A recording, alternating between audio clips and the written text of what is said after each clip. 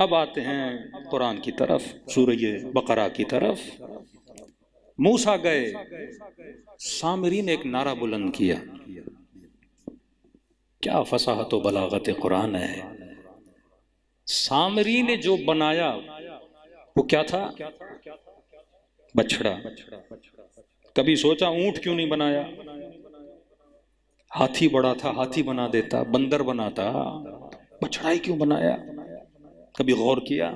یہ قرآن ہے، یہ وَاعْتَبِرُوا یا اُولِي الْأَلْبَابِ ہے، اس کو سمجھو، اس کو غور کرو۔ چیز وہی بنائی جاتی ہے جو سب سے پہلے آپ کے دل میں ہو۔ مجھے پتا ہو آپ کس سے محبت کرتے ہو، مثلا اب یہ ہم کبھی کبھی گاڑی میں جاتے ہیں نا، سگنل پہ گاڑی رکتی ہے تو فقیر بڑے تیز ہوتے ہیں، اب اچانک گاڑی میں مثلا کوئی ایسا ٹیگ تھا جو لٹک رہا تھا، اس پہ لکھا ہوا تھا مثلا یا علی، تو فقیر وہیں پہ اپنا مانگنے کا اسٹائل بدل دیتا ہے،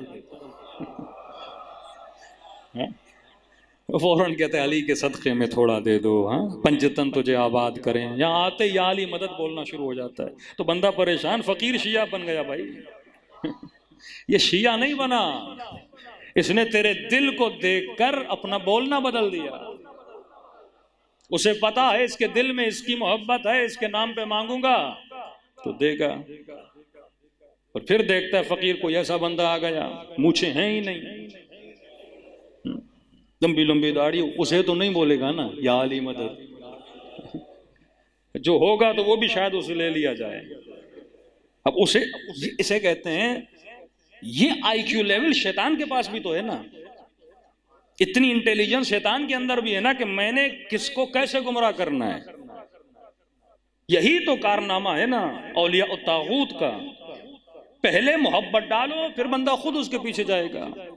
معاشرہ ویسٹرنائز کیسے بنانا ہے، لوگوں کے اندر ویلیو کو ڈی ویلیو کیسے کرنا ہے، اور ایک قبیح کو حسن کیسے بنانا ہے، وہ پہلے محبتیں ڈالتے ہیں، محبتیں ڈالتے ہیں، محبتیں ڈالتے ہیں، پھر آپ کے مزاج کو۔ سامری نے سب سے پہلے دیکھا کہ ان کے دلوں میں محبت کس چیز کی ہے۔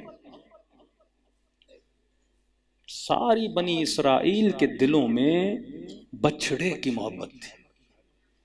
اب آپ کہیں گے مولانا بچڑے کی محبت کی تھی، بھائی جاؤ پھر سوچو، غور کرو، یہود کی تاریخ کو پڑھو، یہ قرآن صرف ترجمے کے لیے تو نہیں ہے، یہ ہدایت کے لیے، ایک ہاتھ میں اہل بیت، ایک ہاتھ میں دامن قرآن۔ پھر جاؤ ترے علی سے پوچھو کہ مولا بچڑا کیوں بنایا تھا، مولا علی جواب دیں گے، اہل بیت بتائیں گے، یہ دنیا کا مفسر تجھے نہیں بتائے گا۔ ایک بندہ آیا کہ یہودی تھا، مولا علی کے پاس آیا کہ یا علی میں ہر چیز کو مانتا ہوں لیکن قرآن کی ایک چیز میری سمجھ میں نہیں آتی۔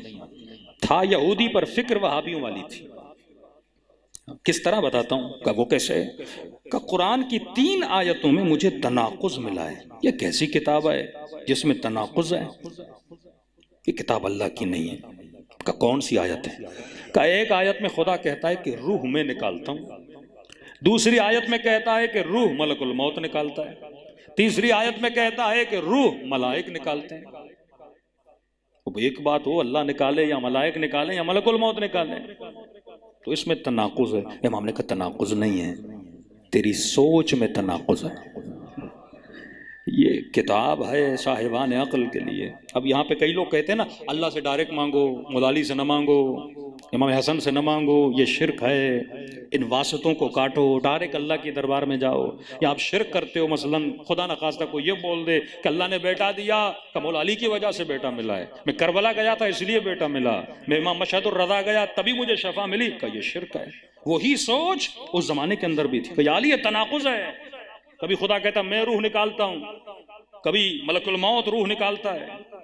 یہ بھی نقطہ یاد رکھیے، بعض علماء کہتے ہیں ملک الموت، اسرافیل، جبرائیل، یہ ملائکۃ اللہ المقربین جو ہیں، ہمارے ہاں بعض علماء اس قدر ہیں کہ ان کے ناموں کو بھی بغیر وضو انسان مس نہیں کر سکتا، کیونکہ اتنے اللہ کے قریب کے ملک مقرب ہیں۔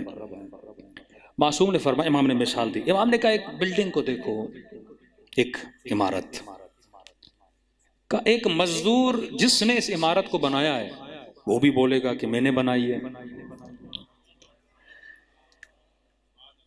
ایک انجینئر جس نے اس کا نقشہ بنایا ہے وہ بھی 4 لوگوں کو بولے گا یہ میں نے بنائی ہے. ہاں؟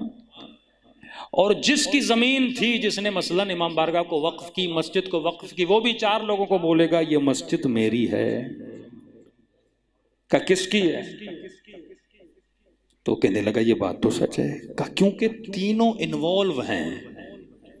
اللہ بھی جب دنیا میں کام کرتا ہے وہ بغیر سبب کے نہیں کرتا، مسبب الاسباب ہے.